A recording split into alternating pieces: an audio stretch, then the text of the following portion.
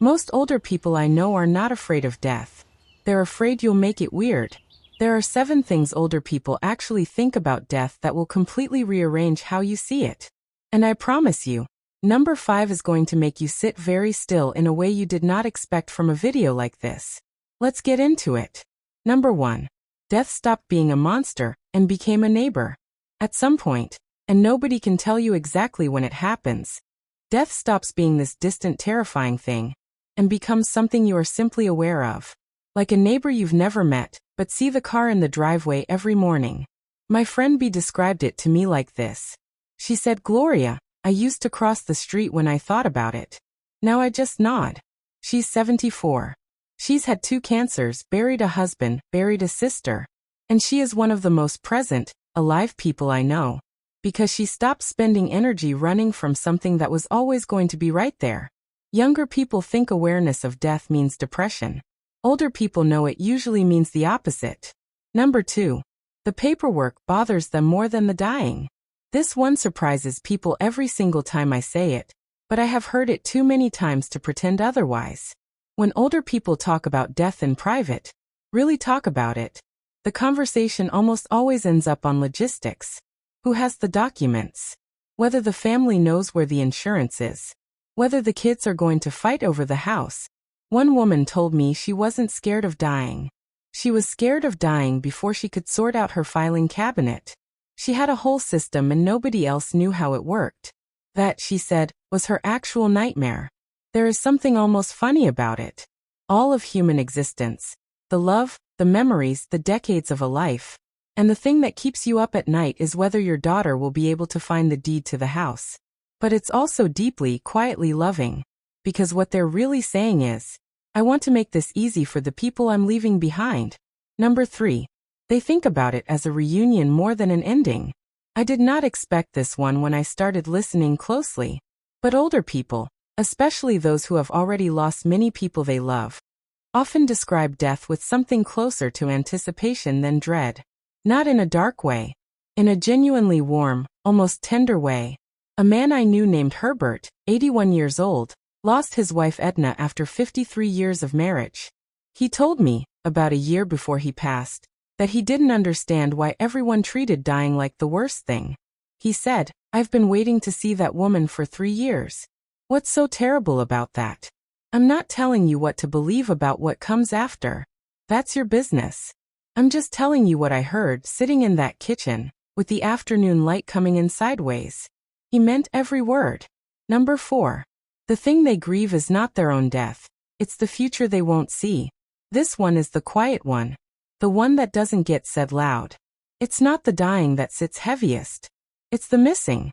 The grandchild whose graduation they already know they might not make. The wedding they're not sure they'll see. The version of the person they love that will exist after they are gone. Changed, grown, fuller, and they won't be there to witness it. One woman told me she had written letters. One for each grandchild for every major milestone she thought she might miss. 18 years worth of envelopes labeled and stacked. Not because she was giving up. Because she refused to miss those moments entirely. I could not speak when she told me that. I just held her hand. Number 5. Some of them have already died once, and it changed everything. I'm talking about the people who came back. The cardiac arrests, the near misses, the moments on operating tables. And what almost all of them say, when you ask them what it was like, is the same thing said 100 different ways. It was quiet. It was not what I expected. I wasn't afraid.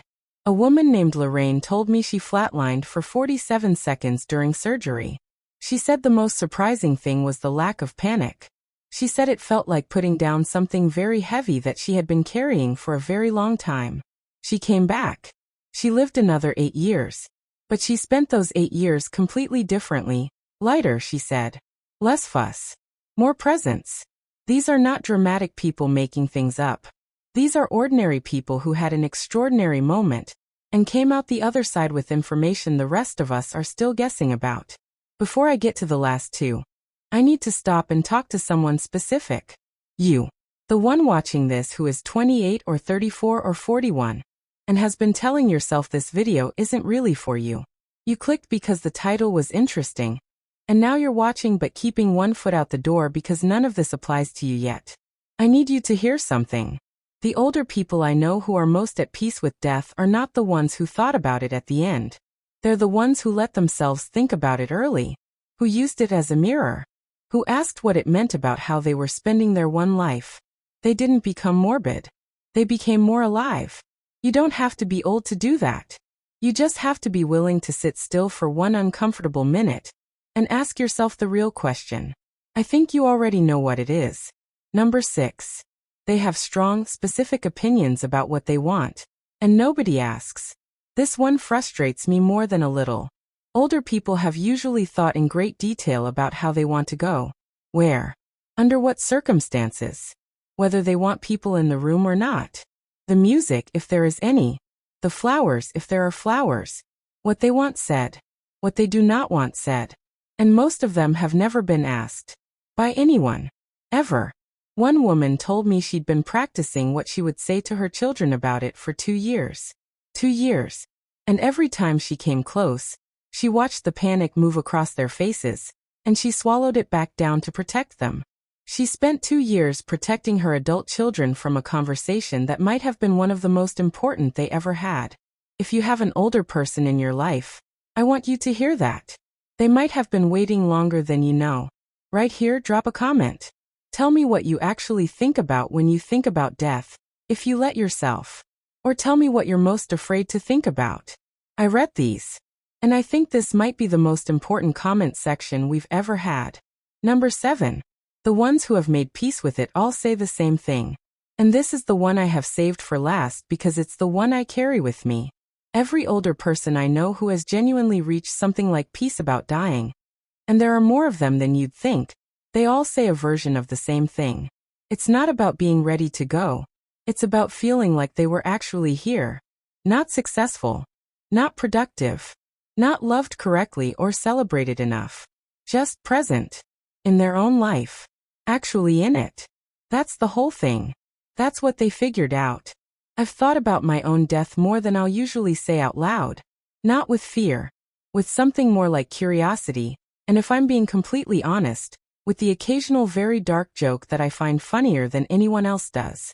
But mostly I think about it the way I think about a trip I haven't taken yet. I don't know what it looks like. I don't know what I'll find when I get there. But I've stopped pretending I'm not going. That is not a sad way to live. That is, I think, the only way to really live at all. And that's what older people know that they can't quite get the rest of the world to believe yet.